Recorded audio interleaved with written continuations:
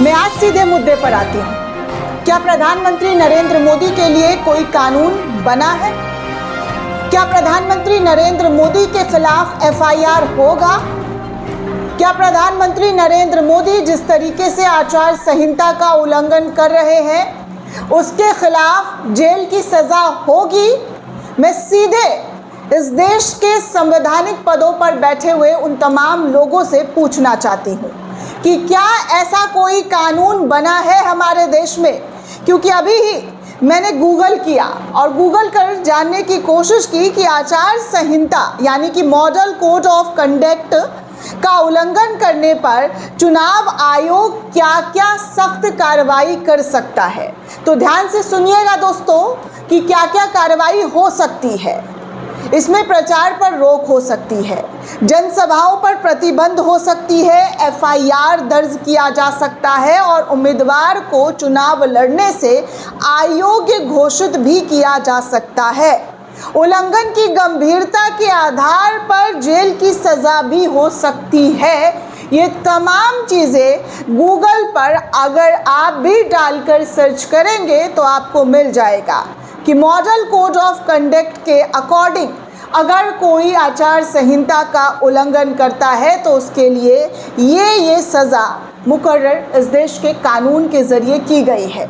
लेकिन हमारे देश में कानून को ताक पर रख कर चलिए ये वाला फ़ोटो ये वाला वीडियो दिखा देती हूँ।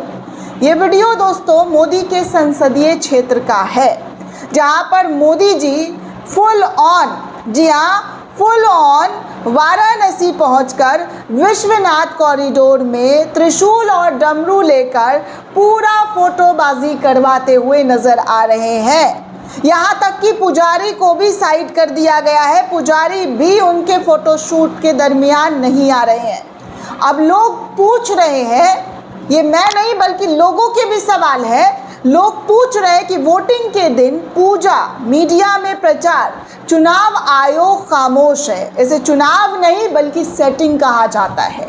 इसे चुनाव बिल्कुल भी नहीं कहा जा सकता है बल्कि इसे सेटिंग कहा जा रहा है, क्योंकि आप खुद देख सकते हैं कि क्या इस तरीके की चीज़ें कर कर सीधे तौर पर उल्लंघन नहीं है तो क्या है दोस्तों।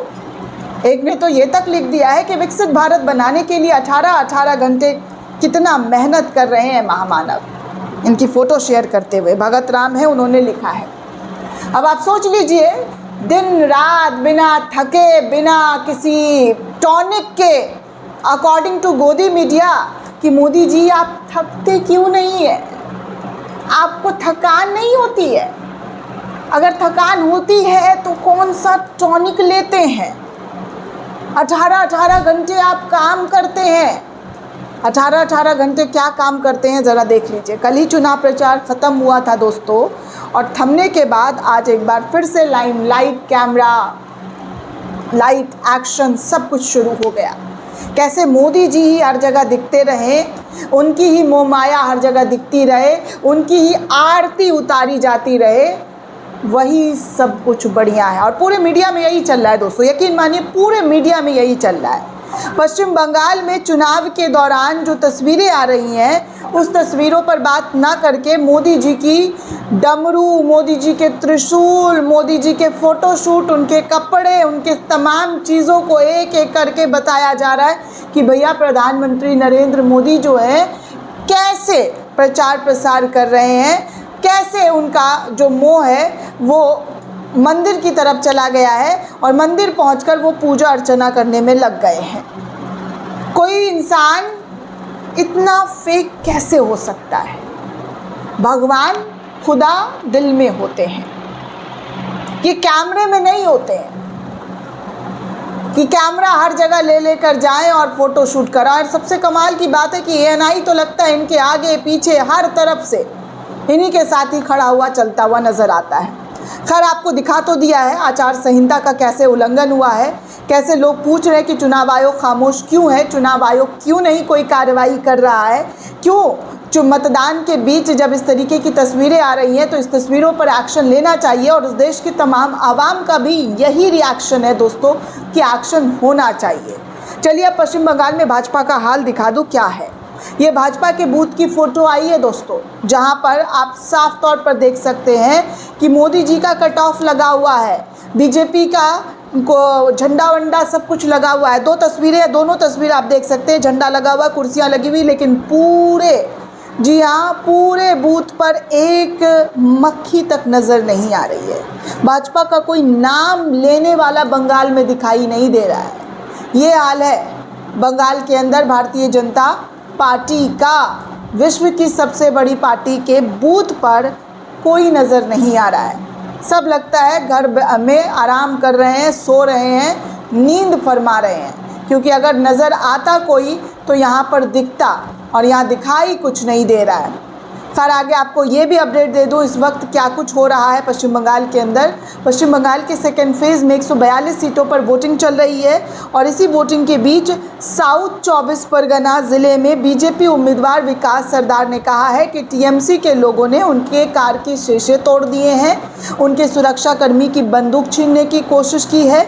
नदिया के छपरा में बीजेपी एजेंट ने टीएमसी कार्यकर्ताओं पर लाठी रॉड से हमला किया है, ये आरोप लगाया गया है। वहीं हावड़ा में ईवीएम में गड़बड़ी होने की बात सामने आ रही है। हावड़ा के बाली में ईवीएम खराब हो गया है, जिसको लेकर हंगामा शुरू हो गया है। सीआरपीएफ ने कई लोगों को हिरासत में लिया है। हुगली ज़िले के खानकुल में बूथ पर नकली पोलिंग बूथ एजेंट बैठाने को लेकर टीएमसी और लेफ्ट पार्टी आईएसएफ समर्थकों के बीच मारपीट हो गई है। आपको बता दूं दोस्तों, तो 2021 के विधानसभा चुनाव में टीएमसी ने 142 में से 123 सीटों पर सेकेंड फेज़ के दौरान जीत दर्ज की थी। पहले फेज़ की 152 सीटों पर 23 अप्रैल को रिकॉर्ड तोड़ मतदान हुआ है। 93% मतदान जो है पहले चरण में हुआ है, और 4 मई को रिज़ल्ट आने वाला है। लेकिन रिज़ल्ट तो बाद की बात है, वो बाद में देखा जाएगा। लेकिन अभी जो हाल है, जो हंगामा है, वो ये है कि टीएमसी और लेफ्ट कार्यकर्ताओं में भी भिड़ंत हो गई है, बीजेपी और टीएमसी में भी भिड़ंत हो रही है। ईवीएम खराब होने को लेकर लगातार शिकायतें आ रही हैं। ममता बनर्जी कह रही हैं, उनका आरोप है कि हर तरीके से बीजेपी जो है अपना हथकंडा अपनाने की कोशिश कर रही है, चुनाव में दखल देने की कोशिश की जा रही है। ये तमाम चीज़ें इस वक्त पश्चिम बंगाल के हालात को बयां कर रहे हैं। दोस्तों, ये पूरी रिपोर्ट आपको कैसी लगी हमें कमेंट करके ज़रूर बताइएगा। साथ ही साथ चैनल को ज़्यादा से ज़्यादा लाइक, शेयर और सब्सक्राइब करना बिल्कुल भी ना भूलें। शुक्रिया दोस्तों।